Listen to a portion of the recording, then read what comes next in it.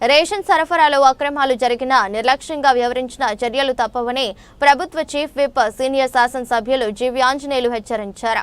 స్థానిక municipal council హాల్లో సోమవారం జరిగిన వినుకొండ నియోజకవర్గం రేషన్ డీలర్ల సమావేశానికి చీఫ్ విప్ ముఖ్య అతిథిగా హాజరయ్యారు. ఈ సందర్భంగా ఆయన మాట్లాడుతూ చౌక డిపో దుకాణాల ద్వారా ప్రతి నెల సకాలంలో రేషన్ ప్రజలకు సరఫరా చేయాలని సూచించారు.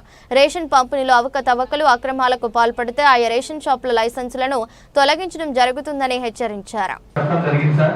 అదేవిధంగా ఇక్కడ డీలర్కి కూడా వెళ్ళి డోర్ సరుకులు పంపిణీ చేసే విధంగా చర్యలు తీసుకోవాల్సిందిగా ఆదేశాలు. డీలర్లు చెక్ చేసుకోండి, 2 కేజీల దగ్గర అక్కడ వెంటనే కంప్లైంట్ ఇవ్వండి.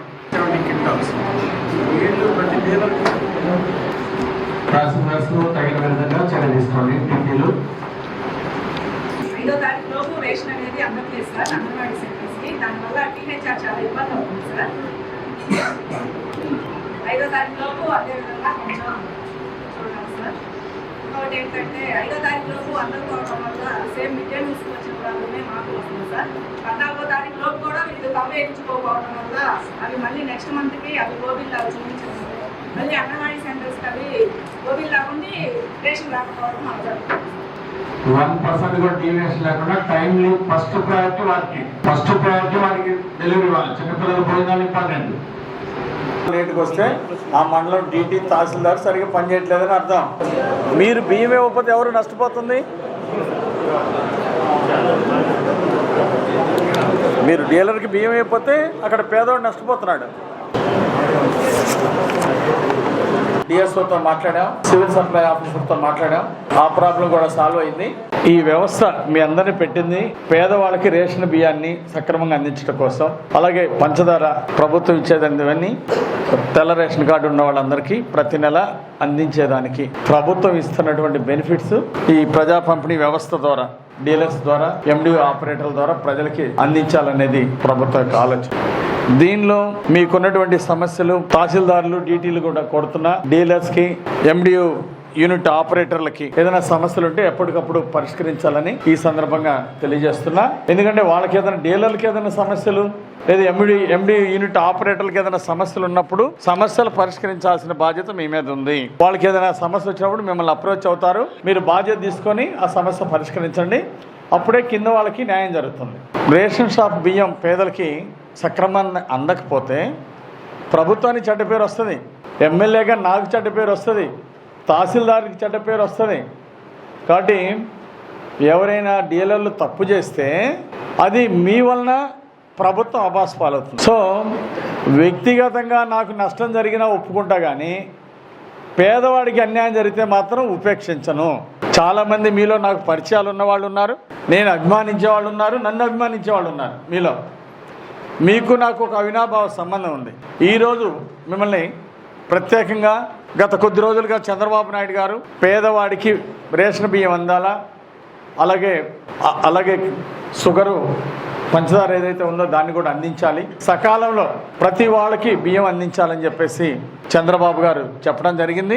దీన్ని సక్రమంగా చేయని వాళ్ళ మీద కఠినంగా చర్యలు తీసుకోమని చెప్పేసి అటు మాకు, మరోపక్క కలెక్టర్లందరికీ కూడా ఆదేశాలు ఇవ్వడం జరిగింది చంద్రబాబు నాయుడు గారు, ముఖ్యమంత్రి గారు.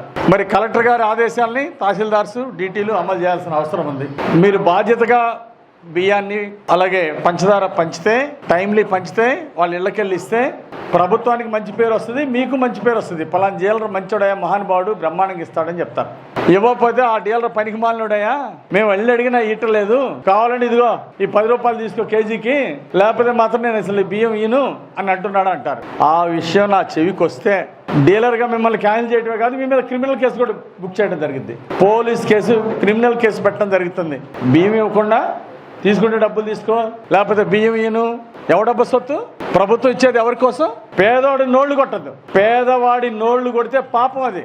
కాబట్టి దయచేసి భవిష్యత్తులో ఖచ్చితంగా 2 ఏళ్లలో కొంచెం ఆర్థిక పరిస్థితి పొందుకున్నాక ఖచ్చితంగా మీకోసం నిలబడతా. మీ కమిషన్ పెంచమంట, అవసరమైతే గౌరవ వేతనం, ఇందాక మిత్రుడు చెప్పినట్టు గౌరవ వేతనం ఇవ్వమని చెప్పి మీకోసం నిలబడతా. నేను భవిష్యత్తులో ఆంధ్రప్రదేశ్ ఆర్థిక వ్యవస్థ, ఈరోజు ఎన్డీఏ ప్రభుత్వం వచ్చింది, చంద్రబాబు గారు ముఖ్యమంత్రి అయ్యారు కాబట్టి గ్రాడ్యువల్గా ఆర్థిక వ్యవస్థ దూసుకుపోద్ది. గత ప్రభుత్వంలో వైసీపీ పాలనలో 5 ఏళ్లలో ఆర్థిక ప్రగతి క్రమంగా మొత్తం సర్వనాశనం అయిపోయింది. అప్పుల పాలైంది. 10,50,000 కోట్లు అప్పులు చేసి చివరికి జీతాలు ఇవ్వలేని పరిస్థితిలో ఓడిపోయి ఇంటికి పోయారు. పెన్షన్ 3,100 కూడా ఇవ్వడం జాతకాల. కానీ ఎన్డీఏ ప్రభుత్వం వచ్చినాక 4,000 పెన్షన్ చేశాం. విభిన్న ప్రతిభావంతులకి 3,000 పెన్షన్ 6,000 చేశాం. సక్రమంగా చేసే మంచి డీలర్లకి మాత్రం మంచి భవిష్యత్తు ఉంది. ప్రజలకి బాగా పంపిణీ చేసేటువంటి వాళ్ళకి మంచి భవిష్యత్తు ఉంది. భవిష్యత్తులో గౌరవ వేతనం ఉండొచ్చు, లేదా మీ రెమ్యూనరేషన్ కమిషన్ పర్సంటేజ్ పెంచవచ్చు. ఇది ఒక 2-3 ఏళ్ల తర్వాత ఖచ్చితంగా జరిగింది. ఈ 2-3 ఏళ్ళు ఆర్థిక ప్రగతి పుంజుకోవడానికి సమయం పడుతుంది. అలాగే ప్రధానమంత్రి మోడీ గారికి మంచి పేరు వస్తుంది. కాబట్టి మీరు అందరూ కూడా దయచేసి బాధ్యతగా వ్యవహరించండి, కష్టపడండి. నా అండదండలు ఎప్పుడూ ఉంటాయి. బాగా చేసే వాళ్ళకి, డీలర్లకి, ఎండి యూనిట్ ఆపరేటర్లకి పూర్తిగా నా సహాయ సహకారాలు ఎప్పుడూ ఉంటాయి. కానీ నన్ను మోసం చేసే వాళ్ళకి, చంద్రబాబు నాయుడు గారిని కూడా రోడ్డు మీద అమ్మిదాం పర్లేదు, ముందు నా డబ్బులు నేను తీసుకుందాం, ముఖ్యమంత్రి ఏమైపోతే ఏమైంది, ఆయనకి చెడ్డ పేరు వస్తే నాకేం పోయింది, ఎమ్మెల్యే గారికి చెడ్డ పేరు వస్తే నాకేం పర్వాలేదు, అదే నేను నా జేబులు నిండితే చాలు, ప్రభుత్వానికి చెడ్డ పేరు వచ్చినా పర్వాలేదు అనుకునే వాళ్ళు ఉంటారు కొంతమంది. వాళ్ళని మాత్రం ఉపేక్షించను. నాకు సొంత తమ్ముడైనా ఒకటే, అలాగే ఎవరైనా సరే సమానమే. బంధుత్వం అడ్డు రాదు, పార్టీ అడ్డు రాదు. పార్టీ తెలుగుదేశం సానుభూతి పరులు అవ్వచ్చు, కొంతమంది జనసేన సానుభూతి పరులు ఉండొచ్చు. మంచి చేసే వాళ్ళందరికీ అండగా ఉంటా. వాళ్ళు తెలుగుదేశం సానుభూతి పరులు అవ్వక్కర్లా. మీ డ్యూటీ మీరు బ్రహ్మాండంగా చేస్తే నా సహకారం ఉంటుంది. కానీ పార్టీని అడ్డం తెలుగుదేశం సానుభూతి పరుడు, జనసేన సానుభూతి పరుడు అని, లేదా బీజేపీ సానుభూతి పరుడు అని, ఆ రికమెండేషన్ నాకుంది, ఈ రికమెండేషన్ నాకుందని ఇష్టారాజ్యంగా తప్పులు చేస్తే మాత్రం ఉపేక్షించను. తప్పు చేసి నాకు మొహం చూపించద్దు అసలు ఎవరు కూడా. దయచేసి అర్థం చేసుకోండి. ఈ రోజు నుండి, ఈ గంట నుండి ఒక్క తప్పు చేసినా కానీ ఉపేక్షించనని మిత్రులందరికీ సవినయంగా మనవి చేస్తున్నా. నాకు ప్రజలు ముఖ్యం, ప్రజల తర్వాత ఎవరైనా.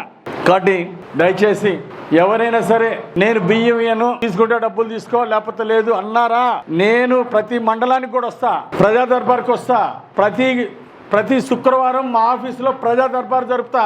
నా ప్రజా దర్బార్కి వచ్చి ఎవరైనా సరే బియ్యం సరిగా ఇవ్వట్లేదు, డబ్బులు ఇస్తాం పో అని, డబ్బులు ఇస్తున్నారు బియ్యం ఇవ్వట్లేదు అని కంప్లైంట్ చెప్పారా, ఆ డీలర్ ఆ గంటలో ఉండడు. మరుసటి రోజుకి ఆ డీలర్ ఉండడు. వెంటనే తహసీల్దార్ చెప్తా, కలెక్టర్ చెప్తా, దాని మీద యాక్షన్ తీసుకుంటారు. పోలీస్ కంప్లైంట్ కూడా, చీటింగ్ కేసు, పోలీస్ స్టేషన్లో చీటింగ్ కేసు కూడా బుక్ చేసి వాళ్ళ మీద యాక్షన్ తీసుకోవడం జరిగింది. ఎవరైనా ఎన్డీఏ అభిమానులున్నా, తెలుగుదేశం అభిమానులున్నా, జనసేన అభిమానులున్నా, బీజేపీ అభిమానులున్నా, లేదు ప్రజల మీద ప్రేమ ఉన్నా వాళ్ళందరూ కూడా ఎంతో బాధ్యతగా చేయండి. భవిష్యత్తు బాగుంటుంది. రేపు కమిషన్ పై పెరిగినాక, లేదా రెమ్యునరేషన్ పెంచినాక 10,000 15,000 రెమ్యునరేషన్ అయితే ఆ రోజు మీరు అయ్యో నేను పోగొట్టుకున్నానని ఏడిస్తే ఉపయోగం లేదు. ఈ రోజు గురించి కాదు, భవిష్యత్తు గురించి ఆలోచించండి. మీ మీద నమ్మకంతో ప్రభుత్వం మీకు అప్పచెప్పింది, డీలర్షిప్ ఇచ్చారు, లేదా ఎండి యూనిట్లు ఇచ్చారు. మీ మీద నమ్మకంతో మీరు ప్రజలకి సేవ చేయమని ఇస్తే, మీరు ప్రజలను ముంచితే ఇంతకంటే నేరం ఘోరం ఇంకోటి లేదు. ఈరోజు మీ మీద ప్రేమతో, అభిమానంతో బాధ్యతలు అప్పచెప్పడం జరిగింది. కానీ మీకు ఇచ్చిన బాధ్యతలు దుర్వినియోగం చేస్తే మాత్రం మిమ్మల్ని ఆ దేవుడు కూడా కాపాడలేడు. ఎక్కడైనా బావే కానీ వంగతోట దగ్గర మాత్రం బావ కాదు నాకు. అంటే తప్పు చేసి వచ్చి అయ్యా నేను పక్కా తెలుగుదేశం అంటే మాత్రం నువ్వు ఏ తెలుగుదేశం అయినా సరే, నా తమ్ముడైనా సరే, బామ్మర్ది అయినా సరే, తప్పు చేస్తే మాత్రం ఉపేక్షించను. సస్పెండ్ చేపిస్తా, నేనే సస్పెండ్ చేపిస్తా, నేనే పోలీస్ స్టేషన్కి ఫోన్ చేసి కేసు బుక్ చేపిస్తా. ముందుగా చెప్పి చేద్దామని ఈరోజు వచ్చా మీటింగ్కి, చెప్పి చేద్దామని వచ్చా. గతంలో కూడా బాగా ఇవ్వమని చెప్పా, కొద్దిమంది మార్చుకున్నారు, ఇంప్రూవ్ అయ్యారు, ఇంకా కొద్దిమంది